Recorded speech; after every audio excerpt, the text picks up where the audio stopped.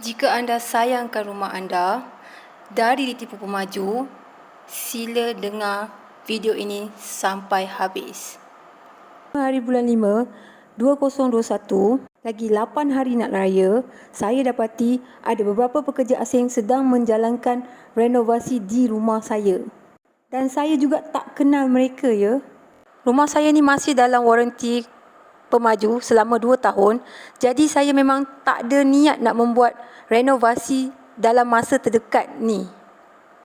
Mengikut pada bil yang tertera, rumah nombor 8 ni adalah rumah saya. Report polis terus dibuat tetapi pihak PDR menafikan pencerobohan berlaku. Pergi pada pemaju, mereka kata tiada tindakan yang boleh dibuat kerana rumah saya berharga RM80,000, rumah RMJ. Dengan bantuan jiran-jiran dapat kenal pasti siapa kontraktor yang membuat rumah saya tu. Untuk pengetahuan anda selanjutnya, pihak pemaju saya Country View menyatakan beliau hanya menjaga keselamatan atau kawal selia hanya pada kawasan rumah berharga RM800,000 ini, iaitu 3 tingkat. Hanya kawasan ini sahaja mempunyai security. Hanya kawasan ini sahaja perlu meminta keizinan untuk membuat renovasi ke MBIP. Manakala rumah RMJ berharga RM200,000 di hadapan ini dan juga rumah RMJ berharga RM80,000, tiada keistimewaan keselamatan yang diberi dan juga kawal selia serta keizinan renovasi untuk dibawa kepada MBIP. Pihak kontraktor mengaku telah tersilap memecah masuk rumah. Beliau ingin membuat rumah nombor 4 tetapi tersilap unit yang keempat. Okey, kalau kira daripada depan ni memang rumah saya 1, 2, 3 adalah yang keempat. Beliau juga turut memberitahu bahawa rumah nombor 4 itu adalah kepunyaan kawan beliau iaitu D.O. Mersing. Beliau juga tidak meminta izin atau konsen daripada pihak jiran saya di kiri dan kanan untuk membuat tembok pada kawasan parkir. Okey, macam mana beliau masuk sedangkan beliau tidak mempunyai kunci? Beliau menyatakan bahawa beliau masuk mengikut pintu belakang dengan pecahkan pintu belakang dan terus membuat renovasi.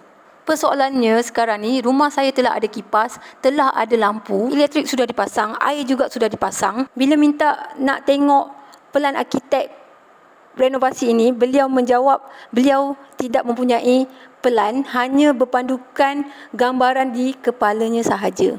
Disebabkan kecuaian ini, beliau berjanji akan memberi perkhidmatan secara percuma dan saya tidak perlu membayar 1 sen pun. Dan beliau berjanji juga akan membuat agreement sebelum memulakan kerja ubahsuai semula. Tetapi seperti yang anda lihat, kerja pengubahsuaian telah berlaku. Even agreement tidak termenterai lagi.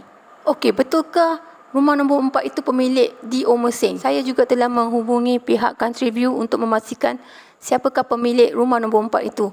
Manakala jawapan daripada pihak Country View adalah rumah nombor 4 itu belum ada pemilik lagi. Sedang menunggu keputusan daripada undian dari SUK. Apabila saya menghubungi pihak SUK mengatakan belum ada undian yang dibuat dan hanya perlu melihat di Facebook untuk sebarang pengumuman sahaja.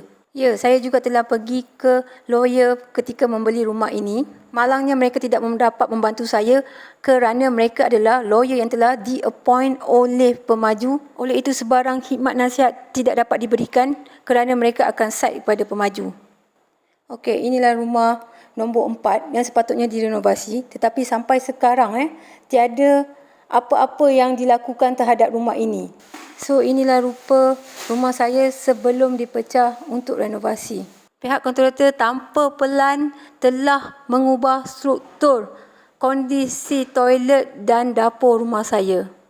Jadi nasib yang menimpa kami sekarang ini amatlah mendukacitakan untuk saya dan keluarga saya. Oleh itu saya ingin memohon seluruh rakyat Malaysia untuk like dan share video saya ini supaya dapat pengadilan yang sebenarnya. Saya juga memohon pada sesiapa yang mempunyai kes yang sama macam saya ni tampil untuk membantu saya.